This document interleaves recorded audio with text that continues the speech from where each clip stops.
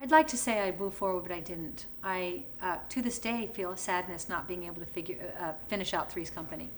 I see that it was important. I see that all that, I was on the news. It was on the news almost every day about my contract negotiations, and all the attention that that brought moved me to the next place. Because when Henry Lewin brought me into the Hilton in Las Vegas, he said, you're very controversial.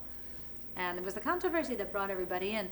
So I see the perfection of it, but my heart, I had a heartache. It was terrible. I still have a heartache that it ended so badly, this wonderful thing that Joyce DeWitt to this day doesn't talk to me, that John Ritter and I made up right before he died, which I was so glad. I saw Ted Bergman at an MRI place recently, and he turned his head. He wouldn't look at me. This is 25 years later. That Mickey Ross never talked to me again. I remember one day, shortly after I left Three's Company, I was walking down Rodeo Avenue in Beverly Hills, and the wardrobe guy was coming towards me, who I was great friends with. He saw me cross the street, just shunned.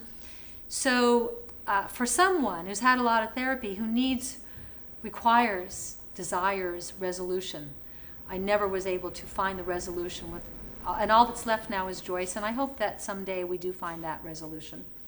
So yeah, I would like to say that I said, who cares, fiddly-dee, and moved on, but a little piece of my heart got bent. But now I'm doing something that has real purpose.